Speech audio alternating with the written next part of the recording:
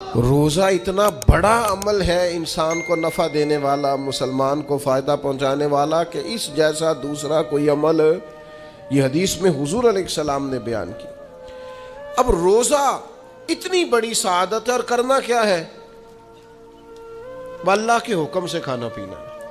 جس وقت اس نے کھانے سے روک دیا اس وقت رک جانا ہے، جس وقت اجازت دی ہے اس وقت کھا لینا ہے، لیکن نفع اتنا ہوگا کہ حضور فرماتے ہیں اس جیسا دوسرا عمل ہی کوئی نہیں، اتنا فائدہ مند کام ہے۔ روزے بڑی غنیمت ہے، رمضان المبارک کا مہینہ بڑی سعادت ہے۔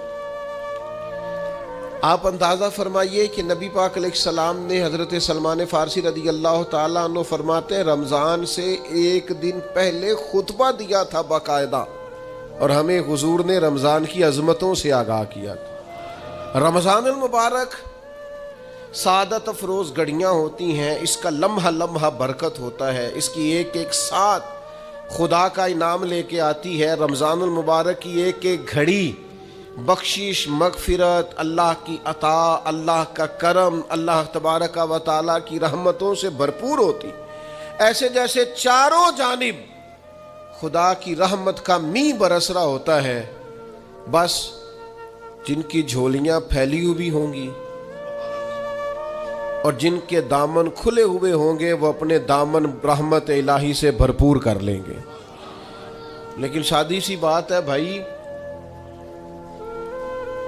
جو آدمی سویا رہے، غافل رہے، اٹھ کے اپنے کمرے کا دروازہ ہی نہ کھولے تو سورج جتنا مرضی چمک رہا ہو اسے کوئی فائدہ حاصل ہوتا نہیں، اسے کوئی روشنی نصیب ہوتی نہیں، کیونکہ وہ تو اٹھا ہی نہیں، جاگا ہی نہیں، بیدار ہی نہیں ہوا۔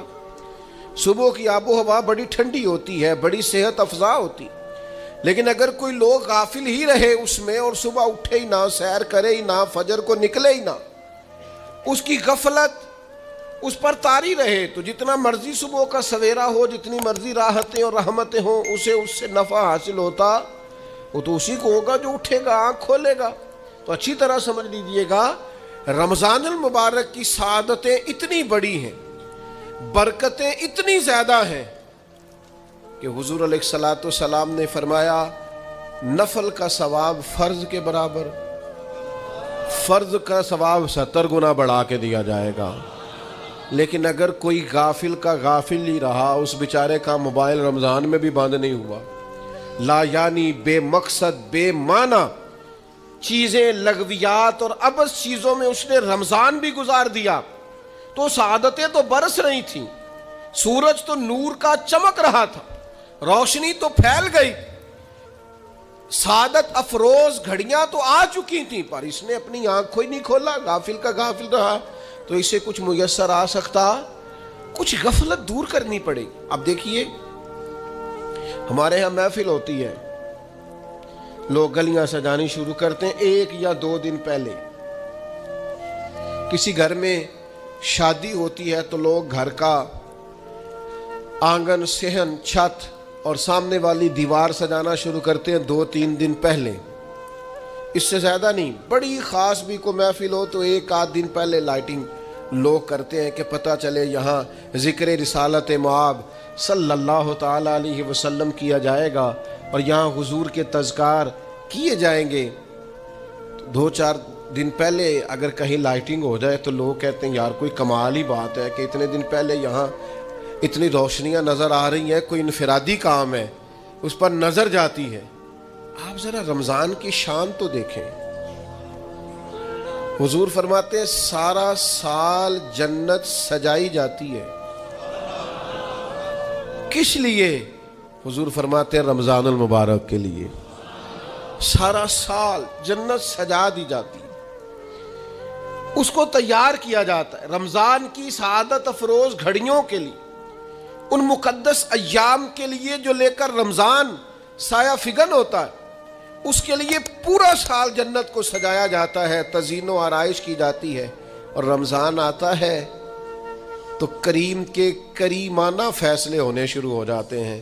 کریمانہ فیصلے، ایک کریمانہ فیصلہ ہوتا ہے کہ دوزخ کے دروازے بند کر دو اور جنت کے سارے ہی دروازے کھول دو، اس کو راستہ کیا گیا ہے۔ پھر آپ کو پتہ ہے ایک انوکھی بات بھی آپ سے کرنی ہے. قانون نافذ کرنے والے اداروں کو نا مجرموں کا پتہ ہوتا ہے.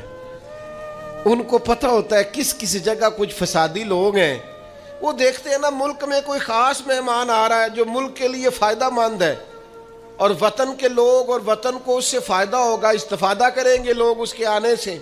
وہ کیا کرتے ہیں, ان فسادیوں کو پہلے بند کر دیتے ہیں. کہتے ہیں ایسا نہ ہو کہ یہ آ کے کوئی خرابی کرے, وہ منع کر دیتے ہیں. تو یاد رکھ لیں, سمجھ لیں, حضور فرماتے ہیں شیطان کو بھی قید کر دیا جاتا ہے. رمضان آنے والا ہے تو اللہ شیطان کو قید کر دیتا ہے, جکڑ دیتا ہے. فرمایا رمضان آ رہا ہے اور میرے بندوں نے اپنی بخشش کرانی ہے, انہوں نے میری عبادت کرنی ہے, انہوں نے روزے رکھنے ہیں, انہوں نے آ کر کے اللہ کے حضور معافیاں مانگنی ہے. اور رمضان کی ہر رات میں 70,000 یا بلا مثال و بلا تشبیہ اللہ جانے کتنے بے حساب لوگوں کی رب نے بخشش کرنی ہے. تو یہ شیطان بڑا مکار ہے, یہ کھلا ہوا دشمن ہے, کوئی خرابی نہ کر دے لہذا پہلے اسے باندھ دو. خرابی نہ کرے کسی قسم کی, اسے باندھ دیا جاتا ہے. مہمان بھی آ گیا, خرابی کرنے والا بھی باندھ دیا, لیکن اگر فائدہ لینے والے پھر بھی فائدہ نہ لے تو پھر ان سے کہا جائے گا کہ تمہارے پاس اب کوئی بہانہ بچا نہیں ہے, اب تمہارے پاس کوئی کسی قسم کا عذر باقی نہیں ہے. اب تو یہ تھا کہ تمہیں بخشش کرانا چاہیے تھی, استغفار پڑھنا چاہیے تھی, دعائیں کرنا چاہیے تھی, قرآن مجید کی تلاوت کو کثرت سے کرنا چاہیے تھا. لیکن چونکہ اب تم یہ بھی نہیں کہہ سکتے کہ مجھے شیطان نے گمراہ کر دیا, وہ تو باندھ دیا گیا ہے. اب تو فسادی کو ویسے ہی کنٹرول کر دیا گیا ہے. اب بھی تم اگر سوئے رہے, اب بھی اگر تم نے غفلت کی, اب بھی چھوٹے موٹے بہانے کر کے تراویحاں چھوڑتے رہے, اب بھی ذرا سی سستیاں کر کے ادھر ادھر نکلتے رہے, اس کا مطلب یہ ہے کہ پھر تم استفادہ کر سکے, تم نے سستی کا مظاہرہ کیا, تم نے اور اب دیکھیں جب اتنے بندوبست کیے تمہارے لیے, ثواب بھی بڑھا دیا, اجر بھی بڑھا دیا, تمہارے لیے جو فساد پیدا کرنے والا شیطان تھا وہ بھی قید. لیکن اگر تم پھر بھی عمل نہ کرو, پھر بھی مسجد نہ آؤ, تو پھر حدیث پاک سن لیں. اس طرز کی شاید یہ منفرد حدیث ہے کتب احادیث, اور تقریباً تمام کتب احادیث میں موجود ہے. حضور علیہ الصلوۃ والسلام نے نا صحابہ سے فرمایا سارے مسجد میں جمع ہو جاؤ میرے ممبر کے پاس. لوگ جمع ہو گئے. اللہ کے حبیب علیہ السلام نے ایک قدم ممبر کی سیڑھی پہ رکھا, فرمایا آمین. پھر دوسری سیڑھی پہ قدم رکھا تو فرمایا آمین. پھر تیسری پہ قدم رکھا تو فرمایا آمین. تو صحابہ کو بڑا تجسس ہوا. انہوں نے بعد میں عرض کی یا رسول اللہ صلی اللہ تعالی علیہ وسلم کرم فرمائے, بندہ نوازی کریں, ہماری رعایت کر دیں, یہ کیا معاملہ تھا؟ تو حضور فرمانے لگے میرے پاس حضرت جبریل امین حاضر ہوئے. یہ رحمت للعالمین نبی کی بات سنا رہا ہوں. حضور کریم ہے. کریم فرماتے ہیں کہ حضرت جبریل آئے اور میں نے ابھی ممبر کی پہلی سیڑھی پر قدم رکھا تھا تو انہوں نے عرض کی یا رسول اللہ صلی اللہ تعالی علیہ وسلم, ہلاک ہو جائے وہ شخص جو آپ کا نام سنے اور آپ پر درود و سلام نہ پڑھے. تو میں نے کہا آمین. پھر حضرت جبریل عرض گزار ہوئے یا رسول اللہ صلی اللہ تعالی علیہ وسلم, وہ ہلاک ہو جائے جس نے بڑھاپے میں والدین کو پایا اور ان کی خدمت کر کے بخشش نہ حاصل کر سکا. میں نے کہا آمین. اور کریم فرمانے لگے پھر حضرت جبریل نے عرض کی یا رسول اللہ ہلاک ہو جائے وہ شخص جس کو زندگی میں رمضان ملا, جس کو اس ماہ نور و سرور شہر رمضان الذی انزل فیہ القرآن, رمضان کا وہ مہینہ جس میں ہم نے قرآن نازل کیا, جس کو ماہ مبارک, ماہ نور و سرور, ماہ طیب, ماہ مبارک رمضان ملا, پھر وہ اپنی بخشش نہ کرا سکا, وہ ہلاک ہو جائے. تو حضور فرماتے میں نے بھی کہا آمین۔ اللہ تعالی ہم سب کو محفوظ فرمائے۔ میں عرض کر چکا ہوں کہ جب ثواب بھی بڑھا دیا گیا اور جب طاقت بھی بڑھا دی گئی عبادت کی، اور جب برکتیں بھی زیادہ ہو گئیں، نعمتیں بھی زیادہ ہو گئیں، رکاوٹ ڈالنے والا، رخنا ڈالنے والا شیطان بھی قید کر دیا گیا، تو اب بھی کوئی شخص اگر توجہ ہی نہ کرے، رجوع ہی نہ کرے، تو پھر اس کے لیے یہ حکم آیا کہ وہ ہلاک ہو جائے، پھر وہ برباد ہو جائے۔ جب اتنی سعادتیں موجود ہیں، اتنے بندوبست کیے گئے ہیں، جنت کو سجایا گیا ہے، رمضان شریف میں 2-4 کام ضرور کرنے۔ ایک تو روزہ رکھنا ہے۔ کچھ ہمارے پنجابی بہانے بھی ہیں، پنجابی بہانے، میں جی مزدوری کرنی ہوندی ہے، نہ پھر روزہ تو نہیں نہ رکھ ہوندا۔ اللہ نے نہیں سی پتا کہ مزدوری کرنی ہے، تو اللہ نے کیوں فرض کیا روزہ؟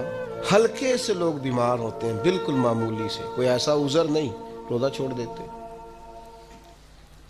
ذرا ذرا سی باتیں لے کر لوگ، آپ یقین کریں، اہمیت کو نہیں سمجھتے، اور بعض صرف سست ہیں، غافل ہیں، منہ پھیرے ہوئے ہیں۔ اگر یہ ایک حدیث سمجھ میں آ جائے نا، ترغیب و ترہیب میں اور دیگر کتب حدیث میں بھی موجود ہے، حضور نے فرمایا جس نے رمضان کا ایک روزہ چھوڑ دیا، زندگی بھر بھی روزے رکھے، وہ فضیلت نہیں پا سکتا جو رمضان کا روزہ سے فضیلت اسے ملنی تھی۔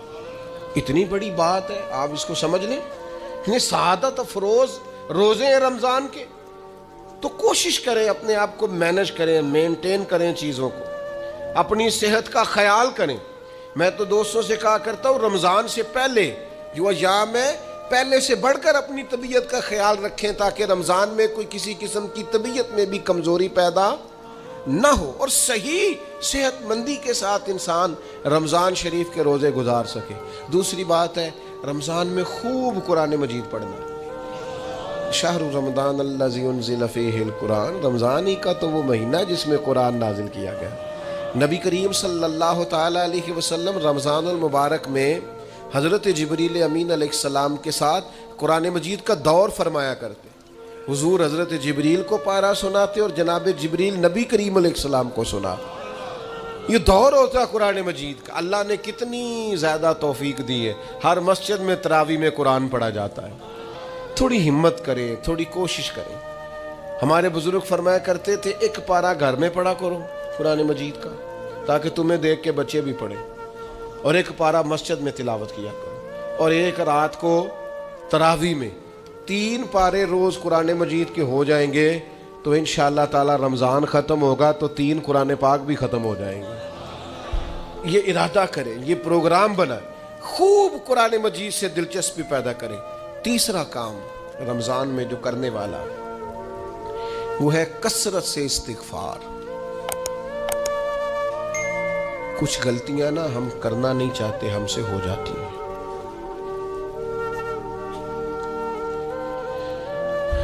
کچھ غلطیاں ایسی ہیں جو ہم بڑی بڑی کر چکے ہیں، لیکن ہمیں یاد ہی نہیں، بھول گئے۔ کچھ خطائیں ہم سے ایسی سرزد ہوتی ہیں جو لاشعوری میں ہو جاتی، ہمیں سمجھ ہی نہیں ہوتی کہ یہ خطا ہے اور اتنی بڑی ہے۔ کسی شخص کو بعض اوقات کوئی ایسی بات کہہ دیتے ہیں کہ ہماری نظر میں وہ بات معمولی ہوتی ہے، پر وہ بیچارہ ساری رات سو نہیں سکتا۔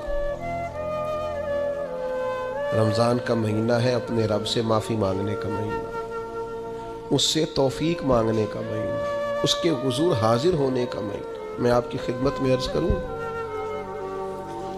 حضرت عائشہ صدیقہ فرماتی ہیں، نبی پاک نے فرمایا صلی اللہ تعالی علیہ وسلم، جس سے اللہ نے قیامت والے دن حساب پوچھ لیا نا، اس کے لیے مشکل ہو جائے گا۔ حساب بھئی یسیرہ یہ ہے کہ وہ مہربانی فرمائے اور فیصلہ ہی جب کرے تو کرے ہی درگزر والا، فرمائے جا تجھے معاف کیا۔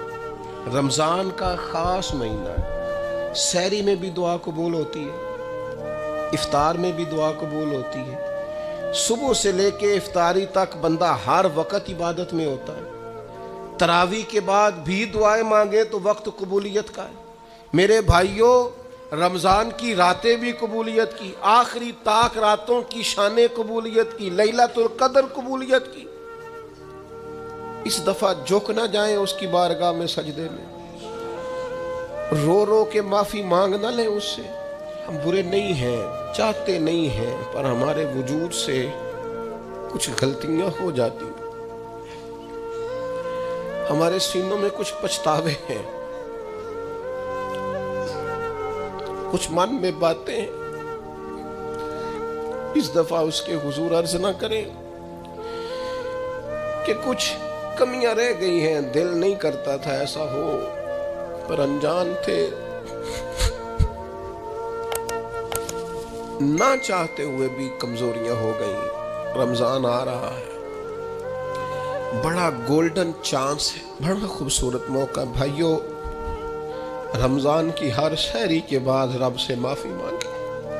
آپ کو پتہ ہے اتنی بڑی امت مسلمہ لیکن ہر گلی میں کمزور ہے، ہر جگہ رسوائیاں ہمارے ساتھ چمٹی ہوئی ہیں۔ ہم چاہ کے بھی اپنے بھائیوں کی مدد نہیں کر سکتے۔ میرے پاس ایسے ایسے جوان آتے ہیں جو کہتے ہیں ہمیں بتائیں نا ہم فلسطین کے لیے کیا کر سکتے، ہمیں بتائیں نا۔ یہ ہماری بے بسی، یہ ہماری غلطیوں کا نتیجہ ہے۔ تو خوب استغفار کریں، اپنی کوتاہیوں کی معافی مانگیں۔ رمضان کی ہر صبح میں، ہر شام میں، ہر دن میں، ہر رات مصلی بچھا بچھا کے عرض گزار ہوں کہ مالک تو ہمیں معاف فرما۔ اور میں آپ سے ایک اور بات بھی عرض کروں،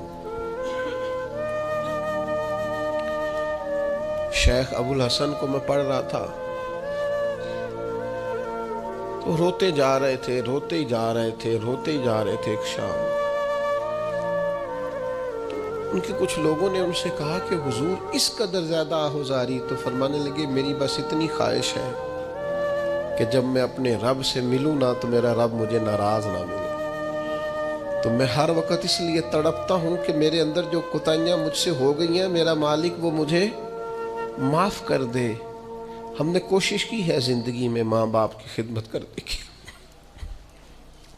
لیکن نہیں، ہم سے ان کے حق ادا نہیں ہو سکے۔ کوشش کی ہے بہن بھائیوں پر توجہ دینے کی، لیکن حق ادا نہیں ہو سکے۔ چاہیے تھا اولاد کی تربیت بڑی شاندار کرتے، لیکن سہولتیں کچھ زیادہ دے بیٹھے، لاڈ پیار کچھ زیادہ کر سکے، ان کی تربیت کا بھی صحیح حق ادا۔ اللہ نے عزتیں زیادہ دی تھی، جواب میں ہماری خدمتیں تھوڑی۔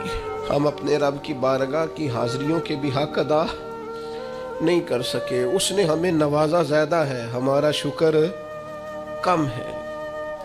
ہم اس کا حق ادا کرنے کا کام یہ ہے میرے بھائیوں کہ رمضان میں خوب استغفار کریں۔